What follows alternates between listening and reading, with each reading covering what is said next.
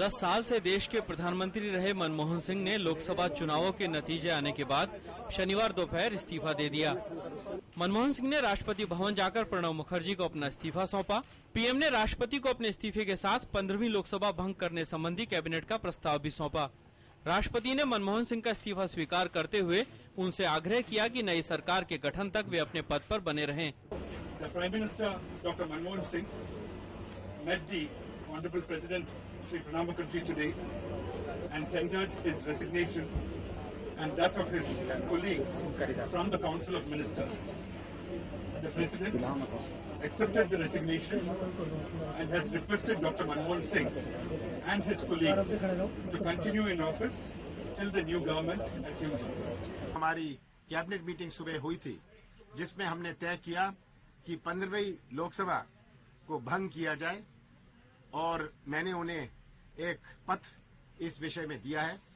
अब राष्ट्रपति जी चुनाव आयोग की सूची के नोटिफिकेशन का इंतजार करेंगे और उसके बाद आगे की कार्रवाई करेंगे। मुलाकात के दौरान मनमोहन सिंह और राष्ट्रपति ने एक दूसरे को गुलदस्ते भेंट किए। प्रणब मुखर्जी पूर्व में बतौर वित्त मंत्री और विदेश मंत्री के रूप में मनमोहन सिंह कैबिनेट में रह चुके हैं। इस भेंट के बाद मनमोहन सिंह को विदा करने प्रणब मुखर्जी राष्ट्रपति भवन के प्रांगण तक आए। इस्तीफा देने से पहले पीएम ने आखिरी बार देश की जनता को संबोधित किया। प्रधानमंत्री ने कहा कि उन्होंने पूरी निष्ठा से सेवा की है और 10 सालों के दौरान देश ने तमाम उपलब्धियां हासिल की हैं।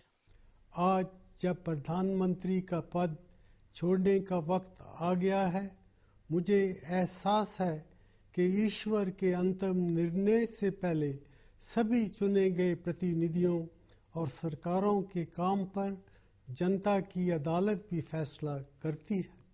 मेरे प्यारे देशवासियों, आपने जो फैसला दिया है हम सभी को उसका सम्मान करना चाहिए। इन लोकसभा चुनाव से हमारी लोकतांत्रिक व्यवस्था की जड़ें मजबूत हुई हैं। 2004 में कांग्रेस की जीत के बाद जब सोनिया गांधी ने पीएम का पद ठुकरा दिया था, तब पार्टी ने मनमोहन सिंह को पीएम का पद सौंपा था। 5 साल सरकार चलाने के बाद 2009 में मनमोहन सिंह की अगुवाई में कांग्रेस फिर से सत्ता में आई। मनमोहन के 10 साल के कार्यकाल के दौरान देश ने कई मुकाम हासिल किए, लेकिन घोटालों के दाग ने सरकार की छवि भी खराब की। 16वीं लोकसभा के चुनाव से पहले ही मनमोहन सिंह ने ये बात साफ कर दी थी कि ये उनका आखिरी कार्यकाल है।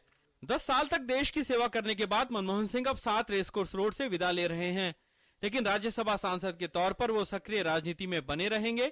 यूपीए सरकार पर भले ही तमाम आरोप लगे हों, लेकिन उनकी व्यक्तिगत ईमानदारी हमेशा संदेह से परे रही है। Bureau report, DD news.